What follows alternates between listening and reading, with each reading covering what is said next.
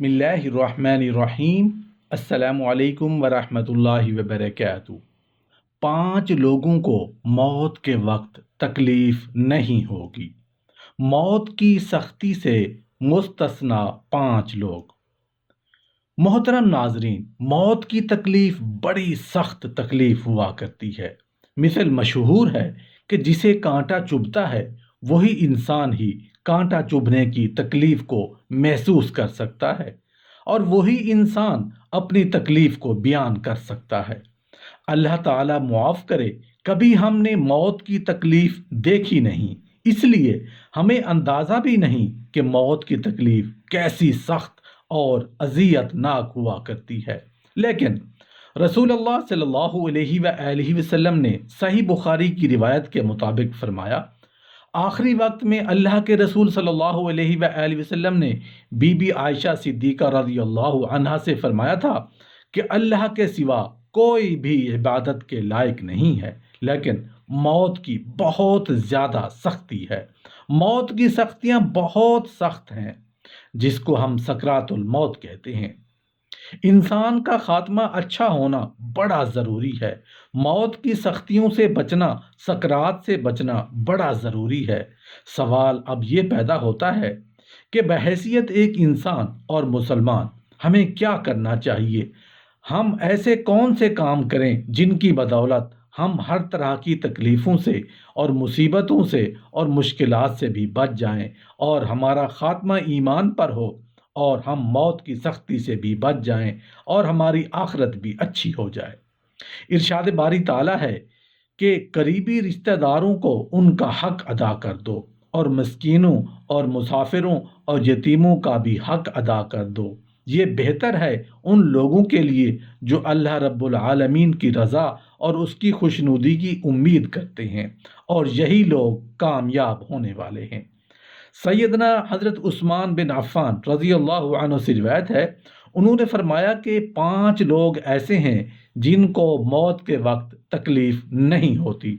ایسا شخص جس نے اپنے والدین کی وفات کے بعد ان کی پراپرٹی میں سے وہ حصہ، وہ حق جو اللہ تعالیٰ نے بہنوں کے لیے رکھا تھا، جو بندہ، جو بھائی جلد از جلد وہ حق اپنی بہنوں کی طرف منتقل کر دیتا ہے، تو ایسے شخص کے لیے امید کی جا رہی ہے کہ اس کی وفات کے بعد اس کی موت کی تکلیف اور سکرات کی سختیوں سے اللہ تعالیٰ اسے محفوظ اور سلامت رکھے گا، کیونکہ یہ در حقیقت اپنی بہنوں کے ساتھ وفا بعد میں ہے۔ ان کے ساتھ صلہ رحمی اور ہمدردی، خیر خواہی، محبت اور اپنائیت بعد میں ہے۔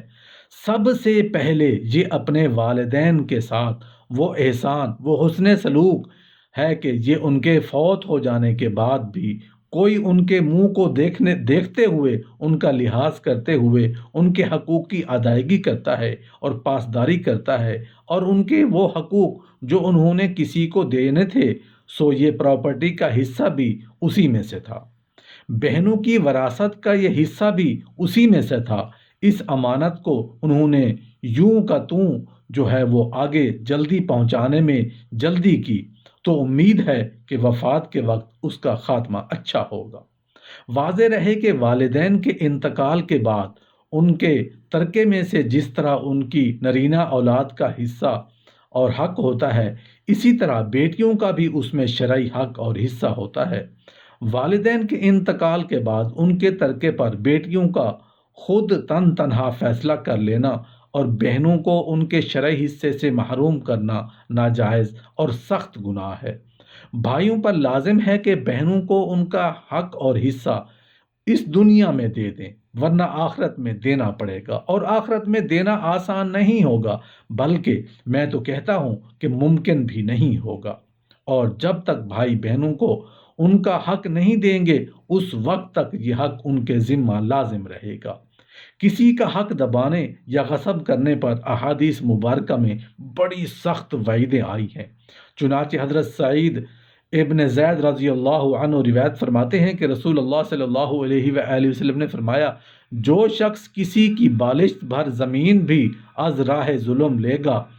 ناحق غصب کرے گا، تو قیامت کے دن 7 زمینوں میں سے اتنی ہی زمین اس کے گلے میں توق کے طور پر ڈالی جائے گی۔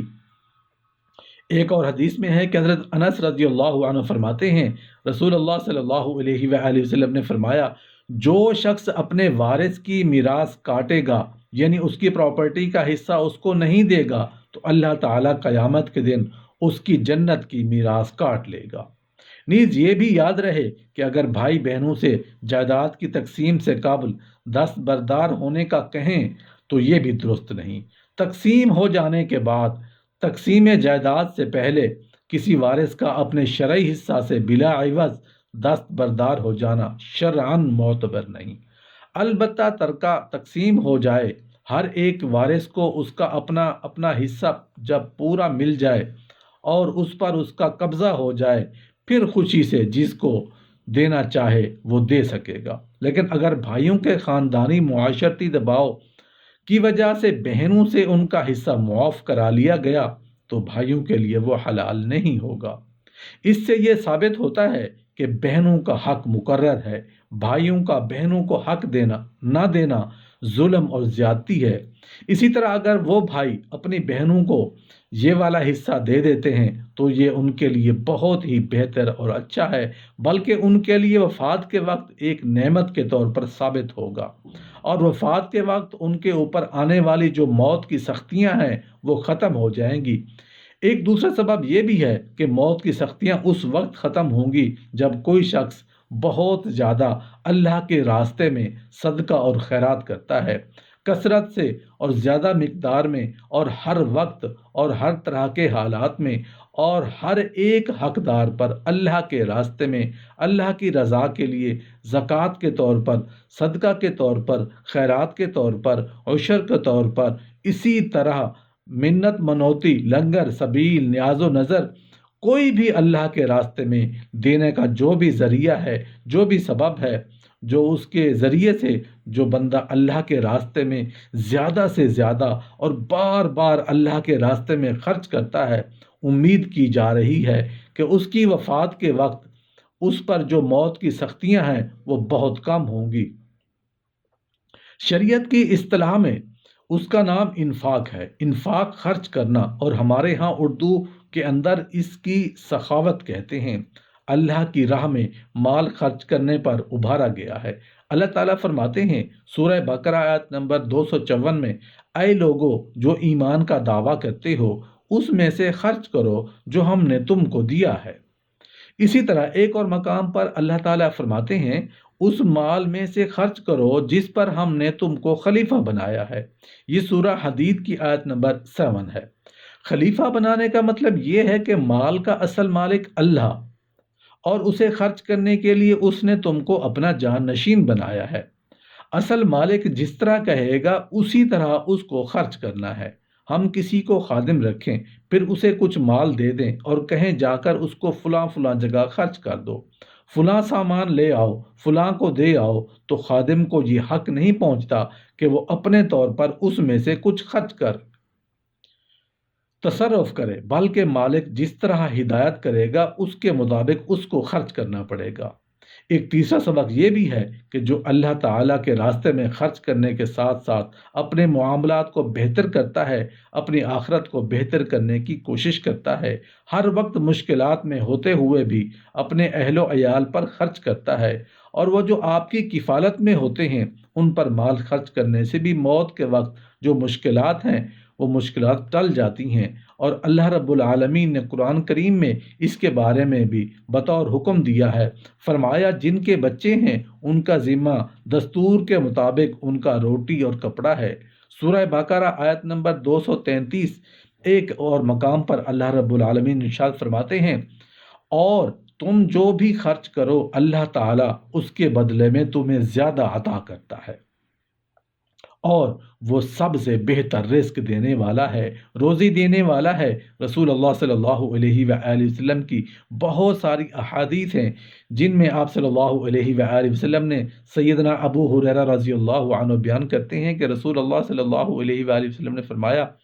ایک دینار اللہ تعالیٰ کے راستے میں خرچ کرنا، اور ایک دینار جو آپ نے غلامی کی آزادی کے لیے خرچ کیا، اور ایک وہ دینار جو آپ نے مسکین پر صدقہ کیا، اور ایک وہ دینار جو آپ نے اپنے بیوی بچوں پر خرچ کیا، ان میں سے سب سے زیادہ اجر والا وہ ہے جو آپ نے اپنے اہل و عیال پر خرچ کیا۔ یہ حدیث صحیح مسلم میں ہے، حدیث نمبر 995۔ اسی طرح آپ علیہ الصلوۃ والسلام نے ایک اور مقام پر بھی اسی طرح ارشاد فرمایا، سب سے افضل دینار وہ ہے جو آدمی اپنے بچوں پر خرچ کرتا ہے، اور وہ دینار جو اپنے جانور پر اللہ کے راستے میں خرچ کرتا ہے، اور وہ دینار جو اللہ تعالیٰ کے راستے میں اپنے دوست و احباب پر خرچ کرتا ہے۔ اس سے یہ ثابت ہوتا ہے کہ ہر وقت جو بندہ خاص کر اپنے اہل و عیال پر خرچ کرتا ہے، اس کے لیے اللہ تعالیٰ کی طرف سے ایک بہت بڑی نعمت یہ ہوگی، سہولت یہ ہوگی کہ وفات کے وقت ہر طرح کی تکلیفوں سے، مصیبتوں سے، مشکلات سے بچ جائیں گے، خاتمہ ایمان پر ہوگا اور موت کی سختی سے بھی بچ جائیں گے، اور آخرت بھی اچھی ہو جائے گی۔ حضرت عثمان رضی اللہ عنہ کے اس فرمان کے مطابق اپنے اہل و عیال سے اور اپنی بیویوں سے حسن سلوک کرنا، ان کے ساتھ اچھا برتاؤ اور سلوک کرنا، یہ بھی ایک ایسا سبب ہے کہ اس کی وجہ سے بھی موت کے وقت کی جو مشکلات ہیں وہ کم ہو جاتی ہیں۔ رسول اللہ صلی اللہ علیہ وآلہ وسلم نے اس حوالے سے بھی کچھ تعلیمات دی ہیں۔ مثلا آپ صلی اللہ علیہ وآلہ وسلم نے فرمایا کہ دنیا فانی کے اسباب و اموال میں سے جو چیز سب سے زیادہ عزیز تھی، ان میں سے میرے گھر کی میری خواتین۔ اور پھر آپ صلی اللہ علیہ وآلہ وسلم نے فرمایا خوشبو ہے، مگر آپ صلی اللہ علیہ وآلہ وسلم نے ساتھ یہ بھی فرمایا کہ آنکھوں کی ٹھنڈک نماز ہے۔ یہ ایک سبب ہے کہ جو شخص نماز کی ادائیگی کرتا ہے، 5 وقت نماز ادا کرتا ہے، خشوع کے ساتھ ادا کرتا ہے، خضوع کے ساتھ ادا کرتا ہے، اول وقت میں ادا کرتا ہے، اگر وہ میل ہے تو با جماعت نماز مسجد میں ادا کرتا ہے، خواتین تو اپنے گھر میں ادا کرتی ہیں۔ اس کی خوشی غمی ہو، کوئی تہوار ہو، حالات موسم کیسے بھی ہوں، تو انسان کو یہ چاہیے کہ وہ اپنے 5 وقت کی نماز پر پابندی کرے۔ اگر وہ ایسا کرے گا، انہیں ضابطوں اور دستور کے مطابق وہ اپنی نمازوں کو قائم کرے گا، تو انشاءاللہ العزیز یہ نماز اس کی آنکھوں کی ٹھنڈک بنے گی۔ جو شخص بھی رسول اللہ صلی اللہ علیہ وآلہ وسلم کی آنکھوں کی ٹھنڈک سمجھتے ہوئے نماز کو صحیح وقت پر اور پوری پابندی کے ساتھ ادا کرتا ہے، اس شخص کے لیے بھی ایک بہت بڑی یہ سہولت ہوگی کہ موت کے وقت اس پر جتنی بھی مشکلات ہوں گی وہ آسان کر دی جائیں گی، اور اس کو محسوس تک بھی نہیں ہوگا، وہ آسانی سے اس کی جان نکلے گی، اس کا خاتمہ ایمان اور اسلام پر ہوگا۔ اللہ سے دعا ہے کہ اللہ تعالی آپ کو، ہم سب کو یہ توفیق عطا فرمائے اپنی زندگی کے آسانی کے لیے اور اپنی موت کے خاتمے کے لیے اور بہتر اچھے انجام کے لیے اور موت کی سکرات اور سختیوں سے بچنے کے لیے ہم سب کو اعمال صالحہ کرنے کی توفیق عطا فرمائے۔ آمین یا رب العالمین۔